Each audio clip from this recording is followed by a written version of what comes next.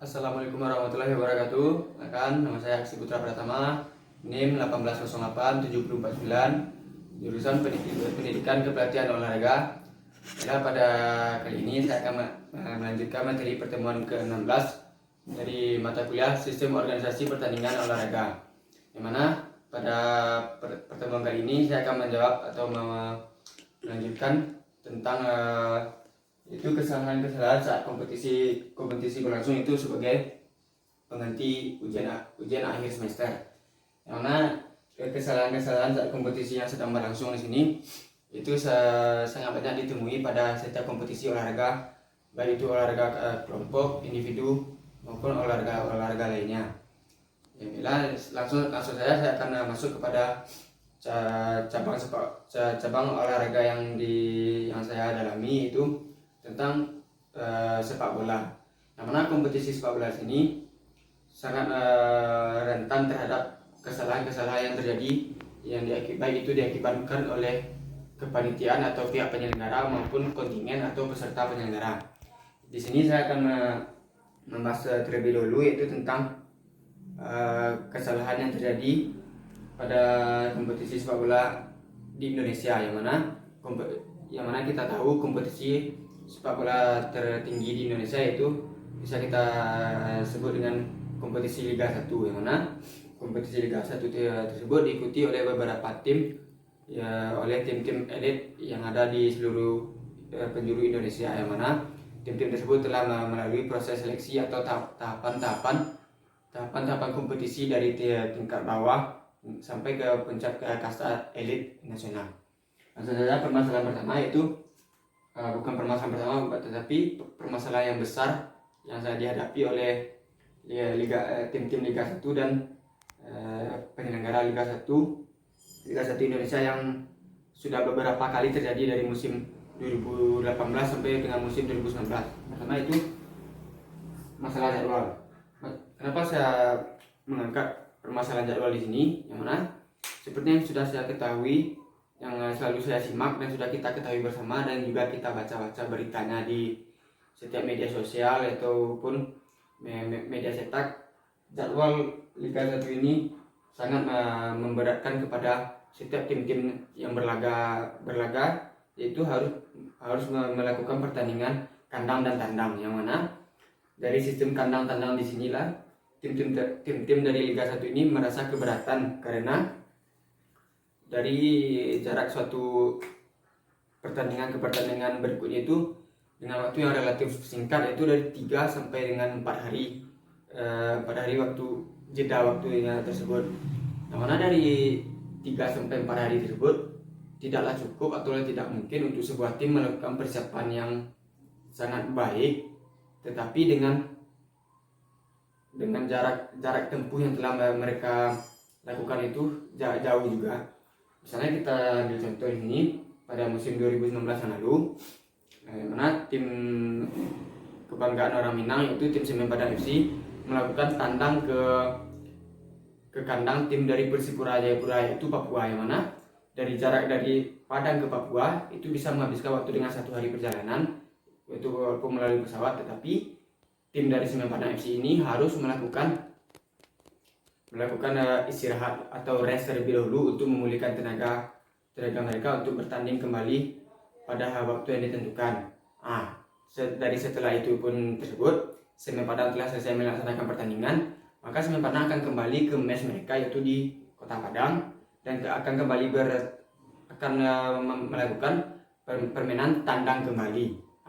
Dari sini bisa kita lihat, dari jadwal tersebut sudah pasti diberatkan kepada tim Semen Padang. Kenapa tim Semen Padang dari Papua langsung dari Papua sudah kembali ke mes, tetapi harus bertandang lagi? Kenapa tidak dari mereka bertandang, mereka memainkan liga kandang atau main di kandang sendiri? Dari situlah para tim, bukan hanya pada tim Semen Padang sendiri, tetapi pada tim-tim yang lainnya juga terdapat hal yang demikian. Mereka diberatkan pada aturan jadwal, karena kandang, tandang. Aturannya kandang tandang dan kandang tandang itulah yang harus diteruskan. Dari hal tersebutlah dari pihak pihak manajemen klub akan merasa kekurangan dana. Dana mereka akan sedikit terkuras karena dari perjalanan ke perjalanan tersebut menghabiskan banyak biaya dan juga menghabiskan banyak waktu, sehingga pada saat pertandingan mereka bisa dipengaruhi oleh beberapa faktor, yaitu kurang fitnya stamina pemain dan juga strategi yang diterapkan kurang matang. Strategi yang kurang matang di sini bukan karena pihak manajemennya sendiri, tetapi kepada aturan dari pihak penyelenggara Liga 1 tersebut. Tak hanya jadwal, permasalahan yang lainnya itu tentang kesalahan yang pada Liga 1 tersebut itu terdapatnya banyak dalam Liga 1 tersebut juga diwarnai oleh unsur-unsur politik. Yang mana apabila unsur politik telah masuk ke dalam dunia olahraga, maka olahraga tersebut bisa dikatakan tidak sama. Bisa kita lihat dari unsur politik yang masuk kepada Liga 1 di sini, itu menamai satu orang atau unsur kepentingan beberapa pihak tertentu saja. Dari situlah bisa kita katakan Liga Indonesia ini tidak maju atau masih bergerak di situ, hanya di situ dan di situ saja. Bukan bukan dengan sesuai dengan apa yang dikehendaki mereka, itu untuk membentuk persepak bola Indonesia yang lebih baik. Namun hal tersebut belumlah tercapai. Dan juga permasalahan berikutnya itu bisa kita lihat dari pendanaan yang sudah saya singgung tadi. Pendanaan di sini akan terasa lebih berat apabila jadwal tersebut tidak terrealisasikan dengan baik. Maka dari hal permasalahan yang ada tadi, untuk membentuk suatu liga yang baik,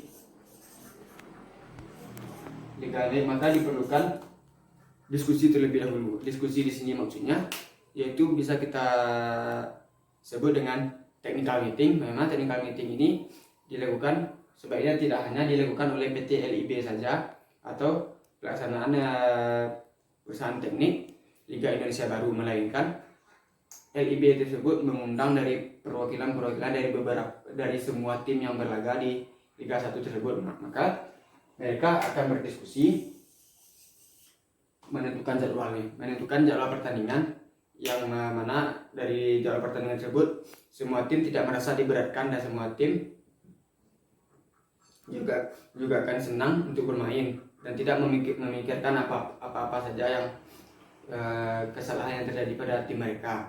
Apabila diskusi ini telah berjalan dengan baik, diskusi ini telah mencapai sebuah kesepakatan yang bersama, yaitu dari penentuan jadwal atau penyelenggaraan tersebut yang lain, maka hal tersebut bukan tidak mungkin akan mencapai sebuah hal yang diinginkan oleh setiap tim yang berlaga di Liga 1, yaitu kompetisi yang berjalan dengan baik. Apabila kompetisi yang berjalan dengan baik, maka suatu liga yang ada di suatu negara, atau langsung saja kita sebut dengan Liga 1 yang ada di Indonesia ini, akan berjalan dengan baik dan sesuai dengan tujuan-tujuan awal dari apa yang kita inginkan, dari semua insan sepak bola inginkan, yaitu tentang pembinaan sepak bola yang baik. Apabila sebuah kompetisi olahraga berjalan dengan baik, bukan tidak mungkin ke bawah dari sistem tertinggi tersebut untuk sampai ke daerah akan berjalan dengan baik, yang akan nantinya bermuara kepada tim nasional yang baik dan bisa memajukan sepak bola Indonesia ini ke arah yang lebih tinggi, dan juga memberi pengalaman atau ilmu pengetahuan baru kepada pesepak bola usia muda, yang dimana pesepak bola usia muda di sini itulah menjadi cikal bakal untuk penerus tim dari Indonesia ke arah yang lebih baik. Mungkin saya rasa hanya itu yang dapat saya tampilkan pada hari ini.